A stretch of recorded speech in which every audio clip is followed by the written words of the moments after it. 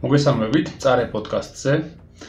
დღეს მინდა თითი შუალედური მცირე ვიდეო შემოგთავაზოთ პოდკასტის მსმენელებს და ეს ვიდეო იქნება ცნობილი სკანდინავიური თამაშის ჰნეფატაფლის შესახებ, ანუ მეფის მაგიდის შესახებ, რომელიც ერთ-ერთი ყველაზე პოპულარული თამაში იყო თავის დროზე, მისი სხვადასხვა ვარიაციები იყო გავრცელებული შუა საუკუნეებში და თანაც მინდა რომ აგიხსნათ არა მარტო იმიტომ რომ ეს უბრალოდ საინტერესო სამაგიდო თამაშია, არამედ იმიტომ რომ ჩვენ ჩავიწერეთ ეპიზოდი ვიკინგებზე და მეორე ეპიზოდიც გვექნება მისი გაგრძელება, სადაც უფრო ვარანგთა გვარდიას და ზოგადად ვიკინგებს აღმოსავლეთში შევეხებით.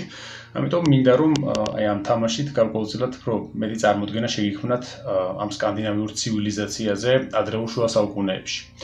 ზოგადი წესებით ჰნეფატაფლი არის რამდენიმე ტიპის არსებობს, სხვადასხვა მხარეში იყო გავრცელებული, ძირითადად იყო იმ ქვეყნებში საკვირველი, სადაც სკანდინავიელები მივიდნენ ადრეულ შუა საუკუნეებში, ეს იყო რა თქმა უნდა ნორვეგია, შვედეთი, დანია, ბრიტანეთი, ირლანდია, ასევე ნორმანდია და სხვა მხარეები, სადაც ზოგადად ისინი მოძრაობდნენ, ასევე ისლანდია, გრენლანდია და კონტინენტზეც პოპულარული გახდა.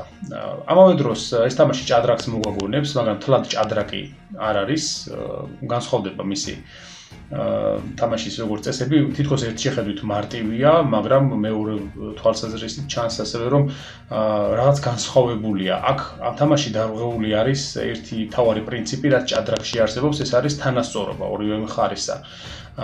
ამიტომ ვფიქრობ, რომ ეს ცალკე დაიკავებს თავის ნიშას ეს თამაში, თუ თქვენ შეისწავლით მის თამაშს და ჭადრაკის გარდა შეძლებთ, რა თქმა უნდა, აი ამ ძალიან საინტერესო სტრატეგიული თამაშითაც დადგმეთ, რატომაც არა. Stop rolling.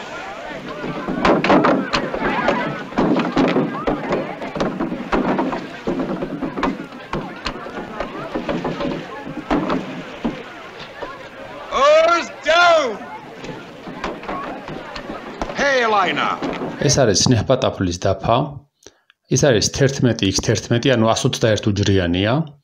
4 კუთხის უჯრებზე ფიგურას არ შეუძლია დადგომა და მხოლოდ მეფისთვისაა განკუთვნილი და თუ მეფე მაქამდე მიაღწია, თამაშს იგებს. აი კონკრეტულად აი ეს კუთხეებს გულისხმობ. აი ხედავთ 4-ვე მხარეს არის ესეთი კუთხეები, სადაც მეფის გარდა არ შეიძლება სხვა ფიგურის დადგომა. ასევე აი ცენტრი, საიდანაც თავიდან მეფე იწყებს თამაშს. აი ახლა უკვე გაჩვენებთ სრულ შემადგენლობას დაფაზე, შემტევი და დამცავი მხარის. ხედავთ აი შუა უჯრაზე, რომელზეც საუბრობდით, მეფის უჯრაზე დგას განსხვავებული ფიგურა, ამ შემთხვევაში მეფის ფიგურა. დანარჩენი ფიგურები ძირითადად ერთნაირებიან, ამ შემთხვევაში ეს დაფა და ფიგურები ჩემ გაკეთებულია თიხით და ქაღალდზე დანარჩენიც მოხატულობა და ამიტომაც მე ჩემი გემოვნებით გავაკეთე და როგორც შესაძლებელი იყო ამ შემთხვევაში, მაგრამ სხვადასხვანაირი ვარიანტები არის ამას და ამას უკვე დიდი მნიშვნელობა ამ თვალსაზრისით არა აქვს. თავარი არის რომ წესები ვიცოდეთ თამაშისა და დანარჩენი უკვე დიზაინის საკითხია და გემოვნების ამბავია.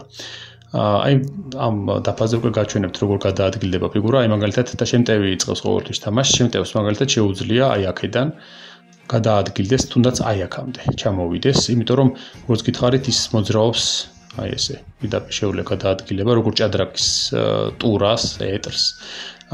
ამის შემდეგ პასუხობს თეთრი, მას უკვე თეთრ შეუძლია, მაგალითად ნახეთ, აი აქ შეუძლია ჩამოვიდეს, ორ ფიგურას შორის თუ მოექცა ფიგურა, ეს ფიგურა მკვდარია უკვე. შემდგომ ისევ აგრძელებს წითელი თამაშს, აი მაგალითად ჩამოვიდეს შეუძლია უკვე აქ. აი ესე შეუძლია ჩამოვიდეს. აი ამ შემთხვევაში ეს ფიგურა მკვდარი არ არის. არ მოკვდება, იმიტომ რომ უშუალოდ როცა ხდება გადაადგილება ფიგურისა, მაშინ ან მეორეს ჩასვამ და მოაქცევ ორ შორის, მაშინ ხდება მოკვლა, თუ შემოვლოდ შეიყვანე ფიგურა ორ ფიგურას შორის, ამ შემთხვევაში ის არ კვდება ასე დროს. ასევე გავითვალისწინოთ ისიც, თუ როგორ უნდა დაიჭირო მეფე, ანუ გაჩვენებთ ახლა ამას დაფაზეც როგორ ხდება. აი მაგალითად ამ შემთხვევაში მეფე არის დაჭერილი. იმიტომ რომ ის 4 ფიგურით გარშე მოქცეული და ამ დროს უკვე მთავრდება თამაში და იგებს შემტევი მხარე. ასევე ამ შემთხვევაშიც შეპყრობილია მეფე, რადგან როგორც გითხარით მეფის უჯრაზე დგომა კი მას თავიდან შეუძლია, მაგრამ თუ ამ უჯრასთან დგას და სამი მხრიდან მოექცა ალყაში, ის ამ შემთხვევაში დაჭერილად იდგა.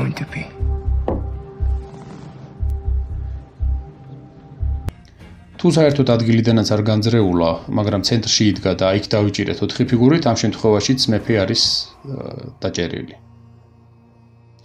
აი თუ მეფე ასე მოექცა კუთხეში და სამი მხრიდან დაიჭირეთ და მას გასასვლელი აღარ აქვს, ამ შემთხვევაშიც შემტევი მხარე იგებს.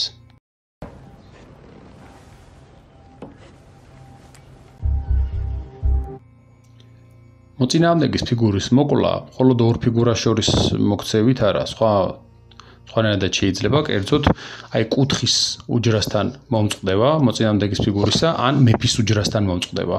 აი სადაც მეფე დგას, აი ამ ადგილზე თქვა გადავდგათ დროებით მეფე, აი აქ ხედავთ აი ამ ფიგურას, აქ აი თუ ეს ფიგურა აქ ჩამოვიდა, ეს ფიგურა მკვდარია, უკვე შეუძლია ეს ფიგურა აცალოს. ასევე აი ხედავთ აი ეს ფიგურა რომელიც კუთხის უჯრასთან დგას, აი ამ დროს რომ აი ეს ფიგურა გადმოინაცვლოს და დადგეს აქ ამ ფიგურას მოკლავს. ასე რომ ესეც გასათვალისწინებელია და დამწყებო თამაშის განსაკუთრებით, როდესაც შეიძლება არ მიაქციო თავიდან ამ წესს ყურადღება და შემდეგ დაიჩაგრო ამის გამო. ასევე მეფის გაქცევას რაც შეეხება, აი ძალიან დიდი სიფრთხილეა საჭირო რომ მეფის ფიგურა არ გაგექცეს დაფიდან, იმიტომ რომ მეფე გაითვალისწინოთ ჩორბოთ კლავს ისევე როგორც სხვა ფიგურები და ამავე დროს აი ასეთი მოძრაობით მას ერთ-ერთი რაც ჭირდება არის რომელიმე კუთხეში მისვლა, რაც თითქოს ერთი შეხედვით არ არის, ხო? მარტივი, იმიტომ რომ მოწინააღმდეგეს მეტი ფიგურა ყავს, მაგრამ ამავე დროს ერთი თუ გაგიძურა და გაიქცა მეფე, შეუძლია მერე აი ესე პირდაპირ გადაინაცვლოს, ჩავიდეს და მოგებული აქვს თამაში. ამიტომ არის რთული, რომ აი მაგალითად აქაც რომ მოახერხო და ამ დროს ჩაუკეტო და მეფე ვეღარ გამოძრავდეს მიმართულებით, შეიძლება აქეთ წამოვიდეს. ამიტომ სულ უნდა აკონტროლოთ აი ეს კუთხის ესენი ხაზები, რათა მეფეს გაქცევის საშუალება არ მისცეთ და საკმაოდ რთულია ამის გაკეთება. ამიტომ ერთი შეხედვით, როგორც გითხარით და შეგახსენებთ ისე რომ შემტევი მხარე არის მრავალრიცხოვანი, მაგრამ მეფის გაქცევა არც ისე რთულია, ასე რომ გაითვალისწინეთ ეს წესი. That would be foolish. ვფიქრობ საინტერესო იყო ჩვენი მსმენელისთვის ამ თამაშის წესების ახსნა. დამატებით მე სამხედრო ისტორიის ბლოგიდან ლინკს მივუთითებ, სადაც ახსნილია წერილობითი ფორმითაც და ილუსტრაციებიც თან ახლავს, უფრო მარტივად რომ გაიგოთ ეს ყველაფერი. მოკლედ იმედი მაქვს რომ მომავალ პოდკასტს მალე ჩავიწერთ ვარანგებთან დაკავშირებით, რომელშიც ძალიან ბევრ საინტერესო თემას შევეხებით, მათ შორის ვახსენებთ საქართველოსაც, ვახსენებთ ბიზანტიის იმპერიას, კიევის რუსეთს, ნოვგოროდს და ზოგადად დინარის ამ მეფეებს მართლაც სკანდინავიელებს, რომლებიც მოემგზავრებოდნენ შორეული იუტლანდიიდან და სკანდინავიიდან დინარეების გავლით შავ ზღვასა და კასპიის ზღვამდე, აღწევდნენ აღმოსავლეთამდე და მათ თავგადასავლებს უკვე ჩვენ ეპიზოდში მოისმენთ. მომავალ შეხვედრამდე, მანამდე კი ვითამაშოთ ჰნეფატაფლი და მივეჩიოთ იმის თამაშს, როგორც თამაშობთ ჭადრაკს, შაშკს და მსგავს სხვა სამაგიდო თამაშებს.